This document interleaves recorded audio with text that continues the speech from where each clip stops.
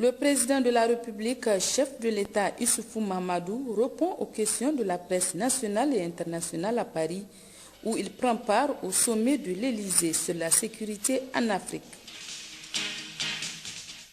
Point de presse ce matin du président du Conseil supérieur de la communication, un point de presse relatif à la tenue du 10 au 12 décembre prochain au Niger de la conférence des instances de régulation de la communication de l'Afrique, CIRCAF.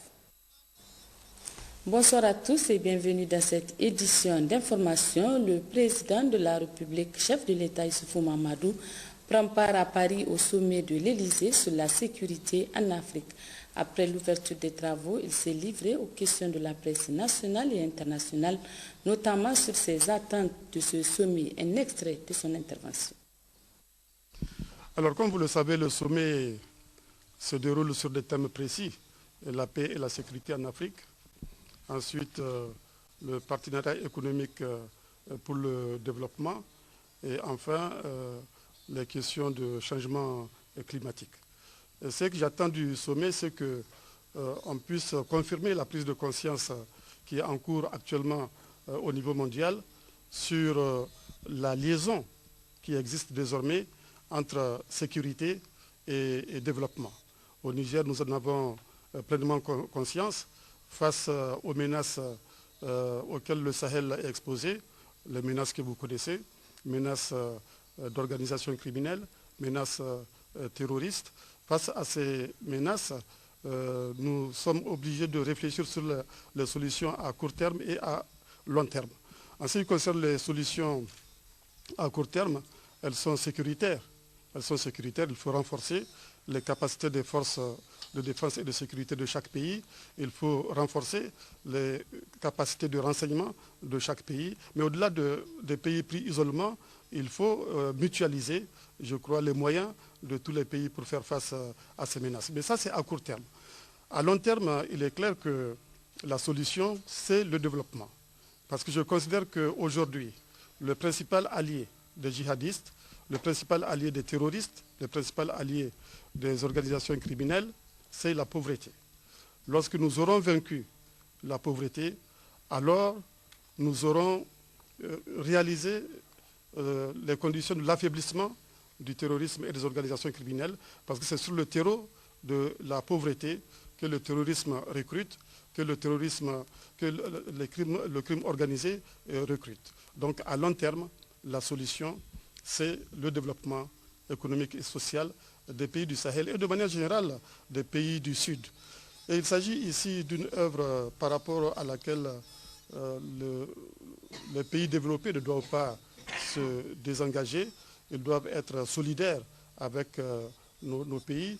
Et cette solidarité a un intérêt parce que, même pour les pays du Nord, elle a un intérêt de la mesure où les pays du Nord qui sont en crise ne pourront surmonter cette crise économique que par le développement des pays du Sud.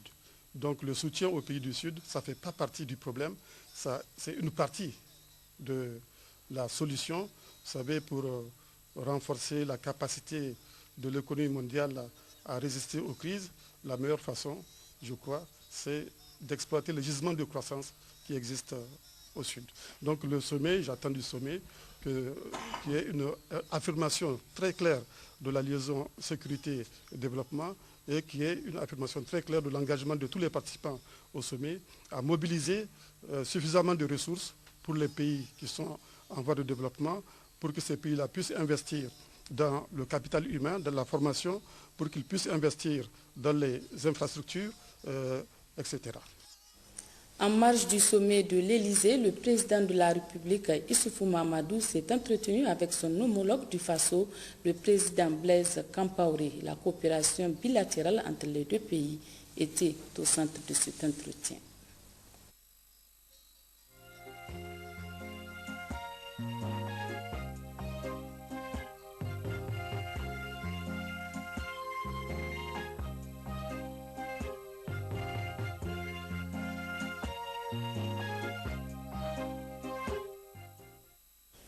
Je vous donne lecture de ce communiqué de l'ambassade de la République d'Afrique du Sud. C'est avec une profonde tristesse que l'ambassade d'Afrique du Sud au Niger annonce la disparition du premier président sud-africain démocratiquement élu, Dr Nelson Mandela, le 5 décembre 2013.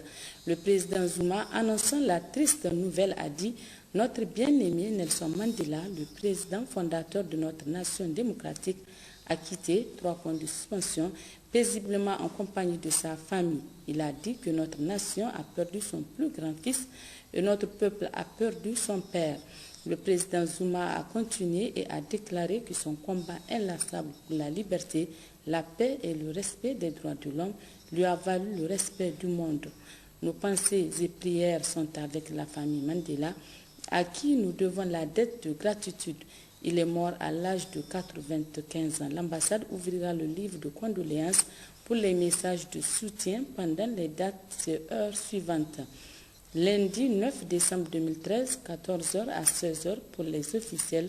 Mardi 10 décembre 2013, 10h à 12h et de 14h à 16h. Et puis du 10 au 12 décembre prochain, le Niger abritera la conférence des ministres de régulation de la communication de l'Afrique CIRCAF. Le thème de cette conférence porte sur le rôle et les défis des instances de régulation de l'Afrique face au processus de numérisation des médias. Le président du Conseil supérieur de la communication a animé à cet effet un point de presse ce matin. La synthèse avec Mahmoud Idrissa Maïga et Issoufou Suleiman. Du 10 au 12 décembre prochain, le Niger abritera la 7e conférence des instances de régulation de la communication de l'Afrique, la SURCAF. C'est dans ce cadre que le président du Conseil supérieur de la communication du Niger, Abdraman Ousmane, a animé ce matin un point de presse pour informer l'opinion nationale et internationale sur la portée et les enjeux de cette rencontre qui sera placée sous le haut patronage du président de la République, chef de l'État, Issoufou Mahamadou. L'état des lieux du processus de la numérisation en Afrique, rôle et défis des instances de régulation des médias est le thème retenu pour cette conférence. La conférence, objet de ce point de presse, est organisée par le réseau des instances africaines de régulation de la communication RIAC, qui a été créé en juin 1998 à Libreville au Gabon et qui regroupe actuellement 33 pays africains disposant d'instances de régulation des médias. Je rappelle que sous l'égide de l'Union internationale des télécommunications, un accord avait été signé en 2006 et cet accord a fixé à la date du 17 juin 2015 pour l'extinction de la diffusion analogique de la télévision et le passage à la télévision numérique terrestre de terre. Il est temps donc pour nous de jeter un regard rétrospectif dans les différents pays membres du RIAC pour voir où en sommes-nous par rapport à ce processus de transition vers le numérique. Et quelles sont les étapes qui restent à parcourir selon les pays pour pouvoir arriver à la transition à l'échéance fixée. Plusieurs pays ainsi que des organisations et institutions sous-régionales et internationales vont prendre part à cette conférence. Le président du CSC a décliné le programme d'activité de la rencontre. La conférence va se dérouler en 2 phases. La première phase va être le séminaire thématique qui va durer 2 jours et qui va regrouper l'ensemble des institutions de régulation des médias qui ont confirmé leur participation, les institutions régionales, internationales et nationales, et les participants issus des opérateurs de TNT ou de satellites. Le deuxième temps fort sera la conférence des présidents elle-même. Cette conférence regroupera exclusivement les présidents des instances de régulation. Et au cours de ce huis clos, les différents présidents vont discuter de toutes les questions qui concerne les objectifs et les moyens d'action du RIAC. Ils vont également examiner et adopter le rapport d'activité donc de la présidence sortante qui a été assurée par la Tanzanie. La conférence des présidents va également statuer sur le rapport moral et financier du secrétariat exécutif de notre réseau. La conférence va également examiner et adopter le projet de plan d'action pour le prochain mandat. Il faut souligner que le Niger aura l'insigne honneur de diriger la présidence du prochain mandat 2014-2015 de la conférence, un motif de satisfaction pour le Conseil supérieur de la communication du Niger. Abidjan, la capitale ivoirienne, a abrité du 2 au 4 décembre dernier la 17e Assemblée générale de la Bourse régionale des valeurs mobilières et la conférence annuelle de African Securities Exchange Association. Les participants à cette rencontre internationale ont discuté des opportunités offertes par l'Afrique comme nouvelle destination des flux financiers internationaux. L'ouverture et la clôture des travaux ont été présidées par le Premier ministre ivoirien, envoyés spéciaux Ouattara Moussa et Hadiza Hamidine. C'est la salle de conférence de l'hôtel Ivoire qui a accueilli les assises de la 17e Assemblée générale de la Bourse régionale des valeurs mobilières BRVM et la conférence annuelle de l'African Securities Exchange Association ASEA. Tous les discours lors de la cérémonie d'ouverture le mardi 3 décembre 2013, aussi bien celui officiel du Premier ministre ivoirien Daniel Kablan-Dankan, représentant le président Alassane Ouattara, que ceux du président de la BRVM Gabriel Fall, du président de l'ASIA Sunil Benimadou, du directeur national de la BCAO Abidjan Jean-Baptiste Anna, étaient adressés aux acteurs économiques africains et aux investisseurs internationaux. Autour du thème de la conférence des promesses aux réalisations, le rôle clé des marchés de capitaux, les représentants des autorités publiques, des banques centrales, des régulateurs de marché, des banques d'affaires, des fonds d'investissement, les courtiers ainsi que les observateurs avisés de la finance mondiale ont fait à travers 8 panels de haut niveau l'état des lieux précis du rôle et de la place des marchés de capitaux. La clôture de cet important événement financier international qui a vu la participation des 23 bourses africaines que compte l'ASIA et des acteurs du secteur financier de 40 pays est intervenue le mercredi 4 décembre 2013.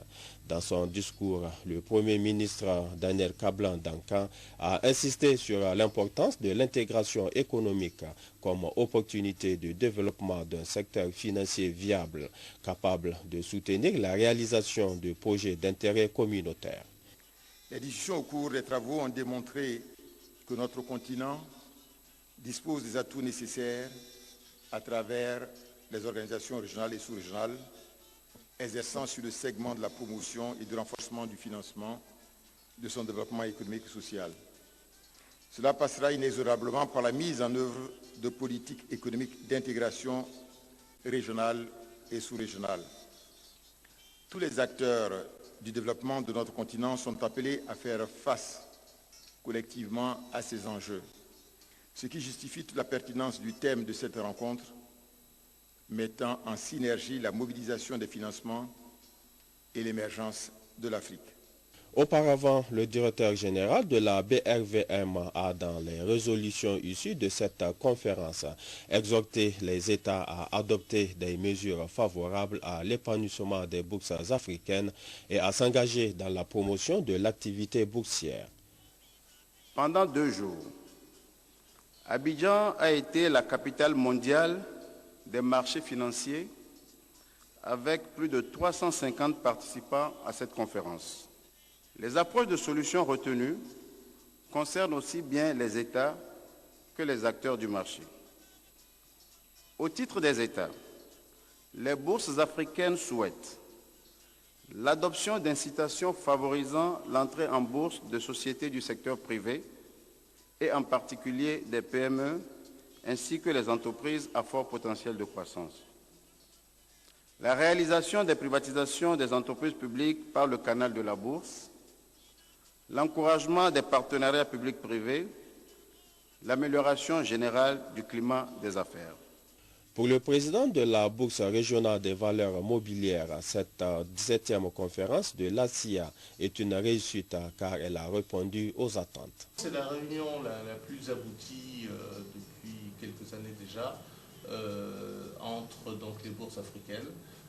Cette réunion nous a permis d'abord de mieux faire connaître la BRVM et disons le monde boursier francophone par rapport au monde boursier anglophone qui est peut-être un peu plus développé que nous, mais ça leur a permis de nous situer et donc de choisir des axes de collaboration. Vraiment, aujourd'hui, on se rend compte qu'on a besoin de travailler les uns avec les autres, de pouvoir faire en sorte que, par exemple, une société qui est cotée à Casablanca puisse l'être à la BRVM et dans d'autres pays où par exemple, les maisons mères ont des filiales. Je pense beaucoup au monde bancaire, au monde de l'assurance. Signe des temps nouveaux et de la volonté des acteurs financiers de promouvoir les relations sud-sud, une convention de coopération a été signée entre la BRVM et la Bourse de Casa du Maroc. Véritable outil d'intégration de l'UEMOA, la Bourse régionale de valeurs mobilières offre aux États, aux entreprises et aux particuliers des réelles opportunités de levée de ressources et de rentabilité des investissements. Retour à Niamey, l'ambassadeur du Mali au Niger a effectué hier une visite à l'autorité du bassin du Niger ABN. Cette visite qui entre dans le cadre de la redynamisation de la coopération entre cette organisation et les États membres, dont le Mali a permis aux diplomates maliens de présenter ses lettres de créance au secrétaire exécutif de l'ABN. Résumé, Moussa Hamani. Au cours de cette visite à l'autorité du bassin du Niger, le diplomate malien a présenté ses lettres de créance au secrétaire exécutif de cette organisation avant de souligner toute l'utilité de l'ABN pour les États membres dont le Mali. Une action qui s'inscrit dans le cadre du renforcement de la coopération entre l'ABN et les États membres. Les autorités maliennes ont décidé de nous désigner comme ambassadeurs auprès du Niger et de l'autorité du bassin du Niger pour témoigner de toute l'importance que cette organisation a revête pour le développement socio-économique du Mali d'abord et de la sous-région. C'est aussi un témoignage de notre engagement pour la cause de l'unité des pays de la sous-région et de l'unité africaine. Notre objectif, c'est d'améliorer les relations entre le Mali et l'autorité. Comme vous le savez, le Mali est un pays membre de l'ABN et il occupe la deuxième plus vaste portion du fleuve. Et comme vous le savez, chaque fois qu'un ambassadeur est nominé, ils doivent présenter leur lettre de créance à l'autorité. Donc nous étions ravis de les accueillir ici et nous espérons travailler avec eux pour le progrès de notre organisation. Le secrétaire exécutif de l'ABN a par ailleurs félicité le Mali pour sa participation active au bon fonctionnement de cette organisation commune. Rendons-nous à Difa où dans le cadre du programme de renaissance du président de la République, il a été procédé hier dans le département de Goudmaria au lancement officiel de l'ouverture des bandes pare-feu dans le domaine de la lutte préventive contre les feux de brousse dans la région. La cérémonie a été présidée par le secrétaire général de la région Ben Youssouf Abdelaziz et Ibrahim Seydou. Hier, c'est le village de Koulanfordo, situé dans la commune rurale de Goudmaria, qui a servi de cadre pour procéder au lancement officiel de cette cérémonie. Le secrétaire général de la région, à la tête d'une forte délégation, composée du premier vice-président du conseil régional de Difa, du préfet sortant de Goudmaria, Aboulkarim Mohamed, du maire de la commune rurale de Goudmaria, des cadres techniques régionaux, départementaux et communaux de l'environnement, que l'opération ouverture des bandes pare-feu a démarré où déjà quelques 15 cas de feux de brousse ont été enregistrés dans la région, dont 800 hectares pour le seul département de Goudmaria. C'est donc pour faire face à cette situation et prévenir les cas de sinistres encore plus graves que de moyens conséquents ont été dégagés par le gouvernement en vue de la réalisation des bandes pare-feu qui, avec la vigilance, constitue aujourd'hui le meilleur moyen de prévention et de lutte contre le feu de brousse. Le secrétaire général de la région, Hassan Ardo Ido, qui a procédé au lancement officiel des activités de réalisation de bandes pare-feu dans le cadre de la lutte préventive contre le feu de brousse au titre de l'année 2013-2014, a saisi cette opportunité pour présenter ses remerciements aux organisateurs de cette cérémonie pour la mobilisation qui est la preuve de l'intérêt que les uns et les autres accordent à cette activité qui constitue à la fois à la protection et à la sauvegarde de notre écosystème et à la distribution des revenus aux couches les plus vulnérables de nos populations. Le secrétaire général de la région souligne que la première évaluation de la campagne agro-pastorale entreprise a fait ressortir des déficits sur la majorité des postes pluviométriques et une insuffisance notoire de production fourragère sur la plus grande partie de la zone pastorale. Hassan Ardo Ido a tout en exhortant les populations à redoubler d'ardeur pour que ces travaux d'intérêt commun soient réalisés dans le plus bref délai et déclare lancer la campagne de lutte contre le feu de brousse dans la région de Difa au titre de l'année 2013-2014. Lancement hier à Tillabéri des manifestations commémoratives du 105e anniversaire de la Déclaration universelle des droits de l'homme. C'est le gouverneur de la région de Tillabéri qui a présidé la cérémonie en présence du président de la Commission nationale des droits humains. Les détails avec Abdoulaye Soumana Ijibono. La Commission nationale des droits humains organise depuis hier à Tillabéri plusieurs manifestations. Dans le discours qu'il a prononcé, le président de la Commission nationale des droits humains a réaffirmé la détermination et la ferme volonté et l'engagement de son institution à honorer ses missions de promotion, de protection et de défense des droits humains. C'est dans ce sens que des formations sont organisées à l'intention des acteurs intervenant dans le combat pour les droits humains. C'est également dans ce sens qu'il faut comprendre les visites des sites des réfugiés et des centres de détention. Cependant, sachant que la Commission nationale des droits humains, à elle seule, ne peut gagner ce noble combat, le devoir m'incombe de solliciter l'ensemble de nos partenaires bilatéraux et multilatéraux, la société civile, les corps d'origine de la Commission nationale des droits humains et toutes les bonnes volontés pour nous accompagner dans l'accomplissement de cette mission républicaine. En procédant au lancement de ces activités, le gouverneur de la région de Tillabéri a exprimé ses sincères remerciements à la Commission nationale des droits humains pour tous les efforts qu'elle déploie afin de garantir le droit des Nigériens où qu'ils se trouvent. Assimi Oudiabri a rappelé les événements majeurs et a marqué l'année en cours et les importants efforts déployés par l'État et ses partenaires afin de garantir les droits humains. Auparavant, le maire de la commune urbaine de Tillabéri a exprimé toute la reconnaissance des populations à la Commission nationale des droits humains pour tous les efforts qu'elle déploie dans la recherche de l'amélioration de leurs conditions de vie. Pendant 3 jours, les participants suivront des communications et des projections de films et effectueront plusieurs visites. 1 minute de silence a été observée à la mémoire de Nelson Mandela, illustre fils d'Afrique qui a toujours prôné la paix, la tolérance et la protection des droits humains. Nelson Mandela s'est éteint le 5 décembre dernier. Dans l'après-midi, les commissaires qui accompagnent le gouverneur de la région de Tillabéri ont visité la prison de Daïkena. Il s'est agi par ce déplacement d'aller s'enquérir des conditions de vie de la population carcérale et relever les difficultés rencontrées. Au cours des échanges, les commissaires de la Commission nationale des droits humains ont pris bonne note de leurs doléances avant de visiter leur dortoir et leur jardin où ils exploitent plusieurs spéculations. À ce niveau, les commissaires ont salué cette heureuse initiative et félicité le régisseur pour tout l'intérêt qu'il accorde aux 123 détenus qui abritent cet établissement pénitentiaire. Clôture hier vendredi des travaux de la 2e session extraordinaire du Conseil régional de Dosso au titre de l'année 2013.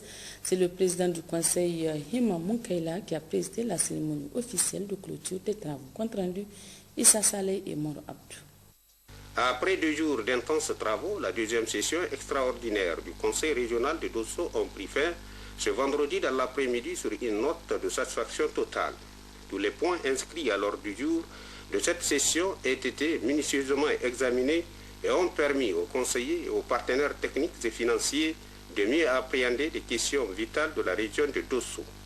Le président du Conseil, M. Hima Munkaila, a dans son discours de clôture des travaux, entouré pour la circonstance de ses plus proches collaborateurs, notifié que le résultat obtenu durant les travaux de cette 2e session, dont entre autres le résultat du dépouillement des dossiers de candidature d'appel à proposition du fonds d'appui régional pour une enveloppe de 1,7 milliard de francs CFA.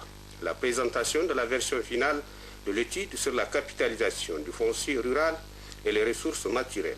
Donc, sur ce point, la région de Dosso tend à devenir d'ailleurs une référence dans le processus d'élaboration du schéma d'aménagement foncier, le SAF. Rappelons que 613 dossiers candidats à cet appui régional à travers appel à proposition ont été enregistrés et étudiés par les conseillers, dont 75 ont été définitivement retenus et 50 retournés aux communes pour correction, dont leur fonds est déjà disponible. Une motion spéciale de félicitations a sanctionné la fin des travaux. Elle est lue ici par un participant. Le conseil régional de Dosso, réuni en session extraordinaire les 5 et 6 décembre 2013, à l'effet d'examiner les résultats des travaux du comité ad hoc régional chargé de l'analyse des demandes et de la proposition d'octroi des subventions dans le cadre du premier appel à proposition, numéro APFAR CR/DO 2013-001, relevant du Fonds d'appui régional pour le développement agricole durable. 1. Adresse ses félicitations à l'ensemble des acteurs ayant pris part à la conception et la mise en œuvre de cet appel et se félicite de l'intérêt qu'il a suscité auprès des producteurs agricoles de la région de Dosso. 2. Pour les bons dossiers non sélectionnés, engage l'organe exécutif du Conseil d'entreprendre des démarches de recherche de leur financement auprès du Haut Commissariat à l'initiative 3N et des partenaires techniques et financiers intervenant dans la région de Dosso. Demande l'aide de toute personne influente de la région de Dosso dans ce sens. 3. Demande à l'organe exécutif d'organiser une rencontre d'information sur le processus d'ouverture et de déploiement de l'appel à proposition à l'endroit des partenaires techniques et financiers. 4. Demande à l'organe exécutif d'approcher le niche 018 pour trouver un financement en vue d'organiser des réunions de restitution du déploiement au niveau de chaque département sous la conduite des directeurs départementaux d'agriculture et des directeurs départementaux du génie rural et en collaboration avec les maires. 5. Exprime sa satisfaction au comité technique et à la commission du développement rural pour la qualité du travail accompli, le conseil régional. Dans ses multiples œuvres de bienfaisance, le député national Ahmed Ben Hameda vient de doter la ville de Difa d'un forage pour un coût d'environ 37 millions de francs CFA. C'est le secrétaire général de la région qui a réceptionné ce forage qui sera très prochainement connecté en château d'eau. Abdraman Boukari et Haruna Sanda. Il convient de rappeler que les besoins en eau potable de la ville de Difa sont aujourd'hui estimés à 3200 mètres cubes par jour, alors que les 6 forages existants ne peuvent que fournir 2600 mètres cubes par jour, soit un gap journalier de 600 mètres cubes à couvrir. C'est pourquoi depuis 2 ans, la ville était sérieusement confrontée à une insuffisance notoire de la desserte en eau potable, notamment en période chaude, engendrant du coup une alimentation par système de délestage tournant, si bien que certains quartiers n'ont accès à l'eau potable que très tard dans la nuit et seulement pour une durée de 2 heures, de 4 heures à 6 heures du matin. C'est donc pour pallier le problème que le député national Ahmed Ben Hameda, dans ses multiples œuvres de bienfaisance, vient de réaliser gracieusement au profit des populations de la ville de Difa ce forage moins à gros diamètre pour un coût d'environ 37 millions de francs CFA avec un débit d'exploitation de 25 mètres cubes par heure, ce qui du reste permettra ainsi de compenser à 80% le gap existant. C'est un forage qui fait 54 mètres de profondeur et en 5 jours c'est fait, c'est fini par Foraco. Comme je l'ai dit au départ, c'est un forage à grand diamètre, c'est-à-dire qu'il a été foré à 17 pouces. Habituellement, on fait des forages de ce genre à 12 pouces. La cérémonie de réception de ce joyau intervenu ce matin s'est déroulée sous la présidence du secrétaire régional de la région de Difa, M. Hassan Ardoïdo, qui avait à ses côtés le député national Ahmed Ben Hameda, autorités administratives, communales et coutumières, cadres régionaux et départementaux intervenant dans le domaine de l'eau, ainsi que les populations bénéficiaires sorties massivement pour saluer unanimement cette œuvre salvatrice du député national Ahmed Ben Hameda. L'occasion donc pour le secrétaire général de la région de Difa, M. Hassan Ardoïdo, au nom des plus hautes autorités de la 7e République, des populations bénéficiaires et du sien propre, d'exprimer une fois de plus à toute sa profonde gratitude et reconnaissance totale à ce digne fils de la région, en la personne de l'honorable député Hamad Ben Hameda, pour cette œuvre qui mérite d'être soutenue et encouragée. L'honorable député vient en une semaine de régler un problème qui se pose à la population de Difa en matière d'approvisionnement en eau potable depuis des années. Alors avec le forage que l'honorable député vient d'offrir, c'est en tout cas une bonne partie du problème qui sera réglé dans la mesure où la production sera renforcée d'à peu près 500 mètres cubes jour. Retenons pour mémoire que le député national Hamad Ben Hameda, qui d'ailleurs n'est pas à son début pour ce genre d'intervention en faveur des populations, a également au cours de cette année 2013 procédé à la distribution gratuite de plusieurs tonnes de vivres, la construction de 9 forages pour un coût de 18 millions de francs CFA au profit des villages qui ont connu des inondations. Chronopost International Niger a remis ce matin à son siège de Niamey un don à la Caritas.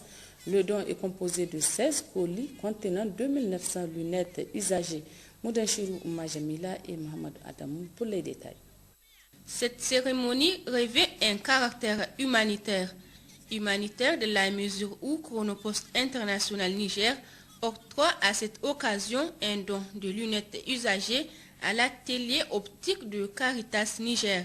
Dans le cadre de la manifestation de l'une de ses valeurs, la solidarité, Chronopost International a le plaisir de vous livrer ce samedi 7 décembre 2013 16 colis contenant 2907 lunettes usagées. Cette opération de collecte, initiée par Chronopost International Niger pour le réseau Afrique, a été réalisée par nos partenaires français de Geopost et espagnols de Sœur, que nous remercions.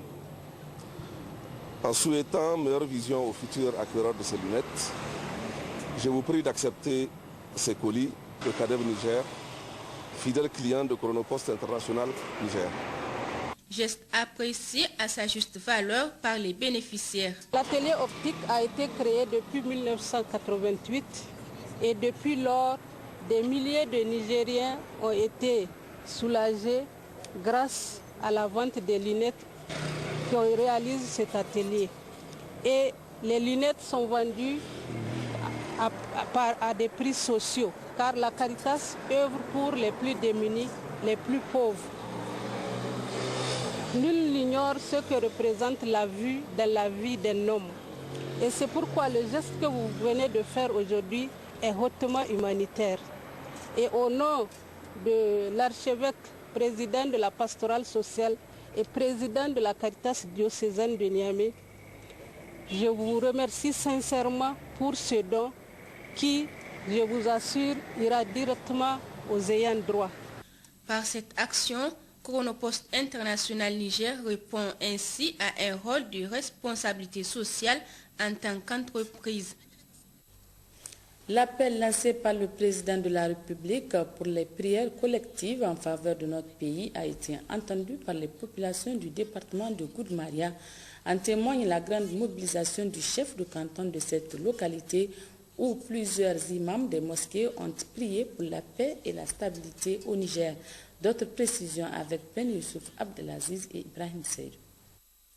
L'appel lancé par son Excellence le Président de la République à l'endroit de leaders religieux et de nos chefs coutumiers pour des prières collectives, implorer Dieu le Tout-Puissant, le Clément, le Miséricordieux, pour que règne la paix, la stabilité et la cohésion sociale dans notre pays, a été favorablement entendu. En témoigne la grande mobilisation du chef de canton de Goudmaria hier, vendredi, jour saint de l'islam, où plusieurs imams de mosquées, fervents leaders religieux venus de tous les contrées du canton de Goudmaria et même ceux du Nigeria voisin se sont retrouvés à la grande place de la prière du vendredi pour des prières collectives en faveur de notre pays et de nos dirigeants politiques. Que Dieu le Tout-Puissant, le Clément, le Miséricordieux aide nos responsables politiques au plus haut niveau pour une bonne gouvernance et que la paix, la stabilité, l'unité nationale et la cohésion sociale règnent d'abord entre tous les fils du pays, et ont prié pour un climat apaisé entre les leaders politiques et ceux du régime en place. Les autorités de la région ont effectué le déplacement pour prendre part à cette importante manifestation d'intérêt commun, une œuvre sociale à préserver, car, a dit le secrétaire général de la région, sans paix et instabilité politique, il n'y a guère de développement. Nous devons tous adhérer, a-t-il poursuivi, pour faire échec aux individus mal intentionnés pour que règne la paix dans notre si cher pays.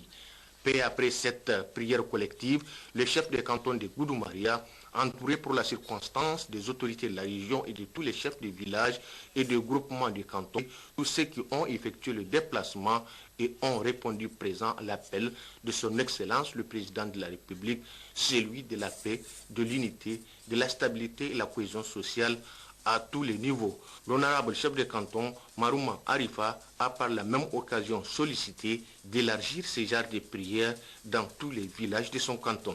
Car, comme le dit l'adage, sans paix et sécurité, il n'y a guère de développement. Le cadeau qu'offre Orange Niger à sa clientèle en particulier et à la population nigérienne de manière générale était au centre d'un point de presse animé ce matin au nouveau siège de la dite compagnie de téléphonie mobile par la division communication et sponsoring et des artistes de renommée. Ce cadeau est composé bien évidemment d'un concert 100% nigérien qui aura lieu le 17 décembre prochain à l'occasion du 55e anniversaire de la proclamation de la République et de plusieurs avantages à tirer à partir des offres et de services d'Orange Niger. Précision dans ce reportage de Gérard Ablaziz et Issa Keïssa. À partir de 100 francs seulement par jour, vous pouvez communiquer pendant 5 minutes et jusqu'à pendant 24 heures à 1000 francs. Pour ceux qui aiment surfer sur Internet, à partir de 1000 francs de souscription à un pass data Internet, donc nous vous offrons 100% de bonus. Orange Money donc, vous offre une grande promotion où nous mettons un 4x4 en jeu. Pour tenter de gagner ce 4x4, il vous suffit tout simplement d'utiliser les services de Orange Money. Vous rechargez votre compte, vous payez votre facture Nigélec, vous achetez votre ticket de bus Rimbo ou Sonef à partir du dièse 144 dièse sur votre numéro de téléphone et vous pouvez tenter de gagner ce véhicule 4x4 qui est actuellement visible au niveau de notre boutique principale. Il y a aussi plein d'autres cadeaux, à savoir un téléviseur écran plat, un réfrigérateur et plein d'autres cadeaux. Nous n'avons pas oublié, pour ceux qui aiment offrir, donc à partir de 8000 francs, dans toutes nos boutiques Orange et seulement dans nos boutiques Orange, si vous achetez un téléphone Alcatel OT832, nous vous en offrons un autre. Et nous profitons aussi de cette fin d'année pour vous présenter notre nouvelle SIM, à partir de 500 francs donc. Et à l'achat, nous vous offrons un illimité donc de 24 heures. Vous pouvez communiquer pendant 24 heures vers tous les numéros Orange. Nous vous offrons 500 francs de crédit, plus une souscription, soit à notre offre Al-Kawalina ou à notre offre School. Et vous pouvez bien sûr retrouver toutes nos offres. N'oubliez pas sur le dièse 225 dièse. Le cadeau de fin d'année d'Orange Niger, c'est aussi et surtout un concert 100% nigérien avec des formations musicales de renom. Gumbe Star, Tal National, Soga, Finatawa, Albichir de Chiro, Haske de Zender, Kaidangaska 2 avec sa Fiat et du rire avec la nouvelle coqueluche de l'humour Gingir Lampo. Ça sera pour le 17 décembre au Palais des Congrès à partir de 21h30 à l'occasion du 55e anniversaire de la proclamation de la République. Premièrement, on peut obtenir son ticket lorsque on souscrit à 2 forfaits, donc sur la période du 7, aujourd'hui jusqu'au 15. Si on souscrit à 2 forfaits d'au moins 500 francs, donc soit un forfait, 2 forfaits de 500, 2 forfaits de 1000 francs, de illimité 1000 francs ou illimité nuit 250, on peut gagner un ticket. Deuxième façon de gagner le ticket, c'est lorsqu'on souscrit à un pass Internet à partir de 1000 francs. C'est ce que Maimouna a appelé tout à l'heure le pass Internet jour de 1000 francs. Et enfin, nous avons aussi une troisième façon de gagner un ticket d'entrée, c'est quand on répond à une question du jour. Depuis hier, nous avons commencé à passer des questions du jour sur les différentes télévisions en bandeau défilant. Ce sont des questions qui sont liées à l'histoire du Niger. Donc chaque jour, il y aura une question qui sera dévoilée à travers les télévisions et qui portera sur la connaissance de l'histoire. Parce que nous disons que puisque nous célébrons le 18 décembre, autant aussi raviver dans l'esprit et le cœur des Nigériens la connaissance de leur histoire. Donc, vous répondez à une question en envoyant votre réponse au numéro 133 et chaque jour, 50 personnes, les premières personnes à envoyer leur réponse, gagneront un ticket. Sans les sociétés, les artistes ne peuvent pas avancer. C'est pour ça qu'on appelle tout le monde de venir le 17 décembre au Palais de Congrès. Orange Niger a pensé à ceux qui n'auront pas la chance de gagner le ticket d'entrée. Le concert sera en effet retransmis en direct sur Télé Sahel, votre télévision nationale, grâce au partenariat Orange Niger ORTN. Activité de partis politiques à présent, les partis politiques membres de l'Alliance pour la réconciliation, la démocratie et la République ARDR se sont réunis ce samedi à l'effet d'examiner la situation sociopolitique qui prévaut dans notre pays. À l'issue de cette rencontre, ils ont rendu public une déclaration, un extrait de cette déclaration. Militante, c'est militant. Par message radio référencé 1168/MI, en date du 27 novembre 2013, le ministre de l'Intérieur a instruit les autorités administratives sur l'ensemble du territoire en ces termes, je cite, « Vous informe de ce que tous les meetings et marches de l'opposition sont interdits en matière de droit à manifester. L'article 32 précise que l'État reconnaît et garantit la liberté d'aller et venir, les libertés d'association, de réunion, de cortèges et de manifestations dans les conditions définies par la loi. En outre, la charte des partis politiques en son article 22, alinéa 4, dispose de manière explicite que les marches ou meetings de protestation ou de soutien, suite à une décision de l'autorité politique, ne sont pas soumises à autorisation préalable. En réalité, la démarche du régime actuel n'est pas anodine, encore moins naïve. Elle s'inscrit dans une logique déjà programmée par les tenants du pouvoir, la dissolution des partis politiques de l'opposition que cette dernière dénonçait depuis quelque temps. Les deux dernières mesures prises par le ministre en charge des partis politiques sont des intentions depuis longtemps arrêtées du Gouri système. Outre ces messages radio liberticides adressés au gouverneur, il faut aussi rappeler la lettre adressée au bureau politique de CDS Rahama, lui intimant l'ordre d'organiser un congrès sous 48 heures ou de s'attendre à la suspension immédiate. Il y a lieu de relever là également une violation délibérée de la charte des partis politiques et une ingérence grave du pouvoir exécutif dans les affaires judiciaires, surtout si l'on sait que, premièrement, suite à l'arrêt numéro 1350/CIV de la Cour d'État du 6 juin 2013, le CDS Rahama a introduit conformément à la loi un recours en rétractation qui est pendant devant la Cour de cassation. Deuxièmement, le jugement numéro 300 du 27 juillet 2011 du tribunal de Niamey, condamnant par défaut le CDS Rahama, a été mis à néant par l'arrêt de la Cour d'appel de Niamey numéro 150/CA du 19 août 2013, dont les voies et délais de recours sont épuisés et qui, de ce fait, est devenue une décision de justice exécutoire, définitive et irrévocable qui s'impose aux citoyens et au pouvoir public. La RDR rejette ces injonctions et affirme de manière solennelle sa détermination à s'opposer. Elle s'opposera, Inch'Allah, par tous les moyens à ces mesures discriminatoires entre les partis de l'opposition et ceux de la majorité, d'où qu'elles viennent, et usera de tous les moyens légaux pour que force reste à la loi et la légitimité au peuple. Vive la démocratie, vive la République, vive la RDR, vive le Niger. Point de presse ce matin du bureau politique national de la CDS Rahama Abdoulabo. Ce point de presse animé par Abdoulabo a pour but de réitérer l'adhésion de son parti aux décisions de la justice nigérienne, mais également de rassurer ses militants. La teneur de cette déclaration. Il faudrait rappeler que, en première instance, la justice nous a donné raison.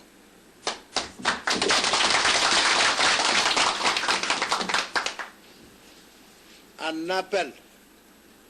La justice, dans un premier temps, a donné raison à Ousmane, mais l'arrêt auquel il a fait cas et dont il se prévaut que nous n'avons pas fait appel, c'est l'arrêt 150 du 19 août 2013, lui a donné tort et a donné raison à notre L. Ça fait 2 victoires. La cassation, depuis le 6 juin 2013, la cassation nous a également donné raison. Il a dit que la cassation n'a pas annulé les résolutions issues du congrès de Zender. Mais il reconnaît quand même que le congrès de Zender a été annulé. Mais quelque chose qui n'existe pas. Puis c'est annulé. Comment peut-on se prévaloir des résolutions qui ont pris sur quelque chose d'inexistant? Mathématicien qu'il est, il sait que 1 million multiplié par 0 égale 0.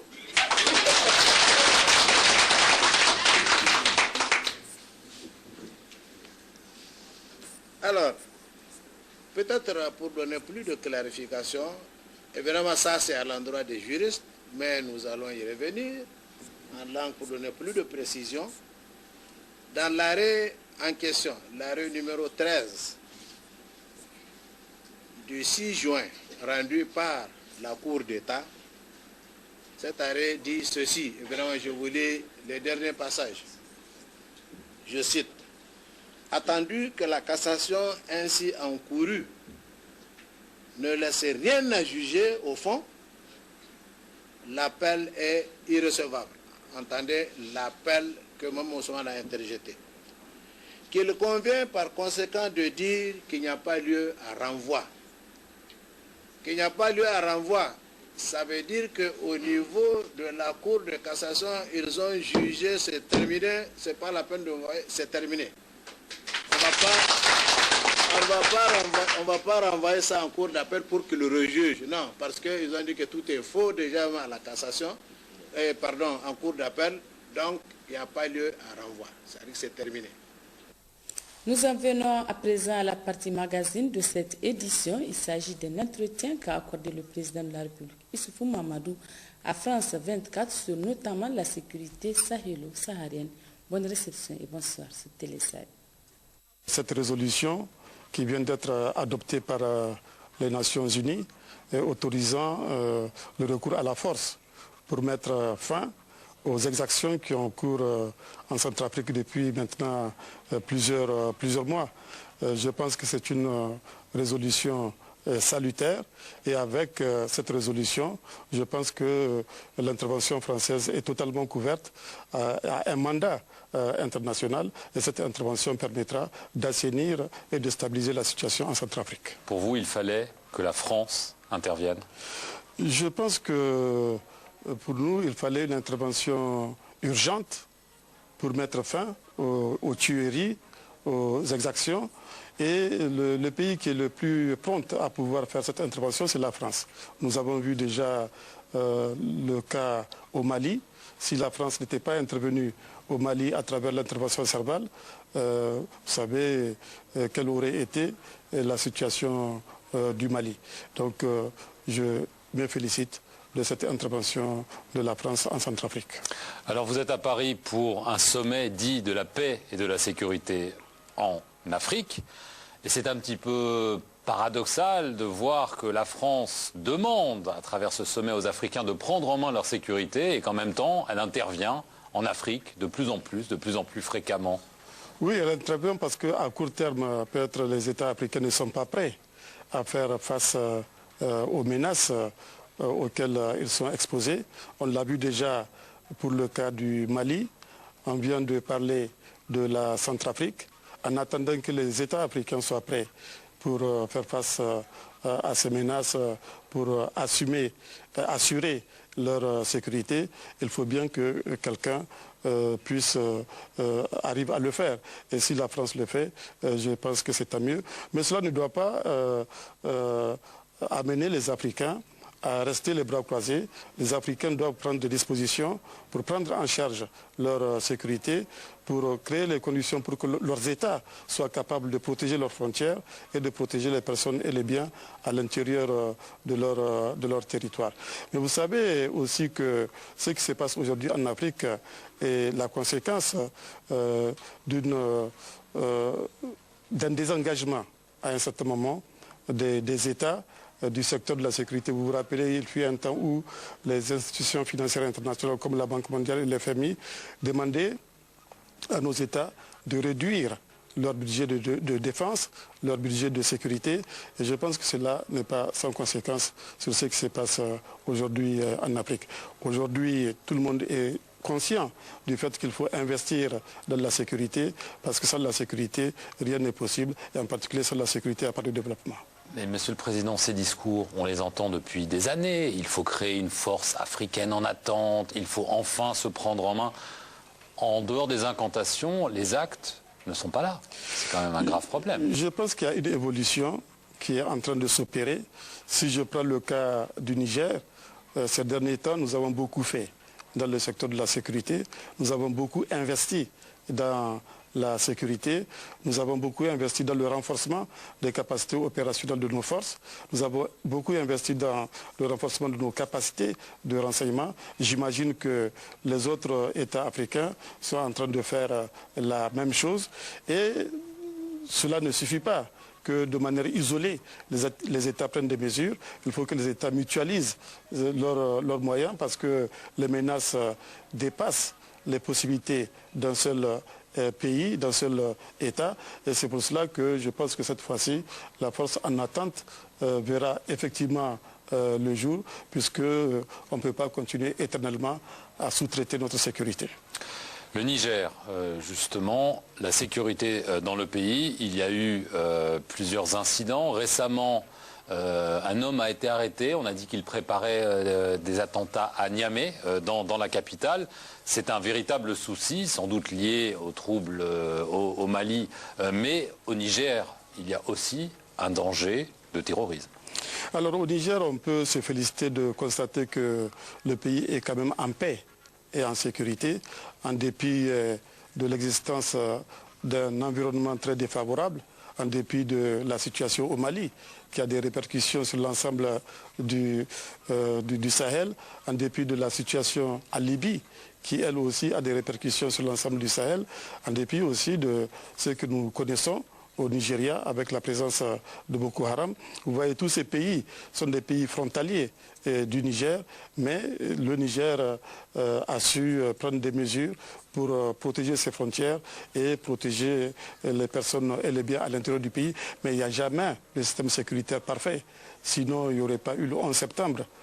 Sur le sol de la première puissance mondiale. Mais globalement, ce qu'il faut retenir, c'est que nous avons pris des mesures au Niger pour que nous puissions assurer la sécurité des Nigériens et de tous ceux qui résident sur le sol nigérien. D'accord, donc malgré les quelques violences qu'on a vues, quelques incidents assez graves, vous êtes confiant? Je suis confiant. Je peux prendre l'exemple ici en France. Vous savez, tous les mois, toutes les semaines, on entend dire qu'il y a eu tel ou tel acte criminel, tel ou tel acte crapuleux. Par exemple, à Marseille, j'ai souvenir que l'année dernière, il y a eu près de 30 assassinats. Mais cela ne veut pas dire que des mesures ne sont pas prises pour garantir la sécurité. Mais il n'y a pas de système de sécurité parfait.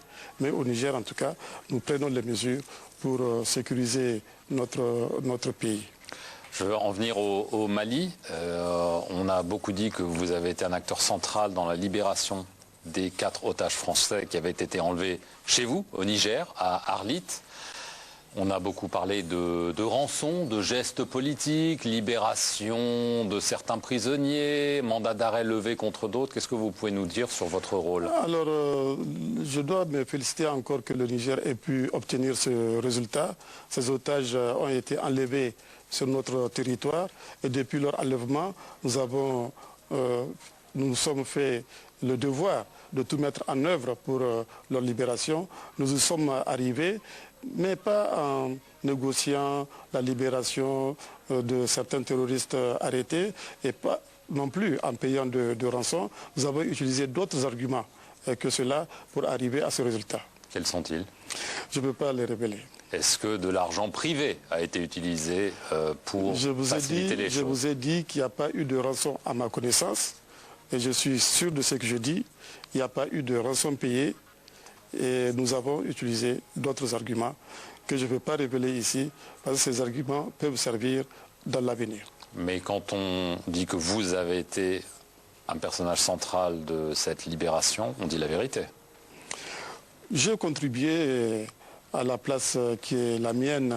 Je suis président de la République du Niger. Si c'est le Niger qui libère les otages, ça veut dire quand même que le président a dû jouer un certain rôle. C'était devenu presque une affaire personnelle pour vous, d'honneur. C'est une affaire importante pour le Niger.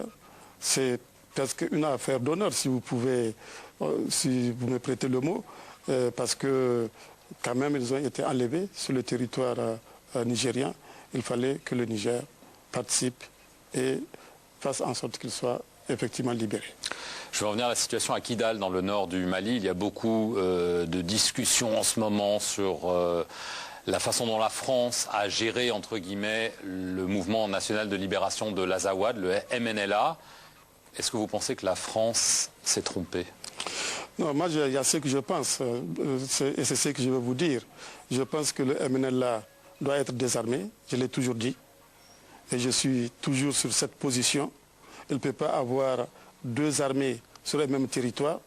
Nous nous sommes tous fixés pour objectif de restaurer l'unité du Mali, et tant qu'il y aura des mouvements armés autres que l'armée malienne sur le territoire malien, on n'attendra pas ce résultat de restauration de l'unité du Mali. Donc je suis de ceux qui pensent qu'il faut désarmer le MNLA. Surtout, et c'est important de le noter, je ne pense pas, et beaucoup de gens sont d'accord avec moi, tous ceux qui connaissent la situation au Mali sont d'accord avec moi, le MNLA ne représente pas la communauté Touareg. C'est important de le souligner, c'est important de le rappeler. Et à partir de ce moment, il faut désarmer ce mouvement, surtout que le Mali est un pays démocratique.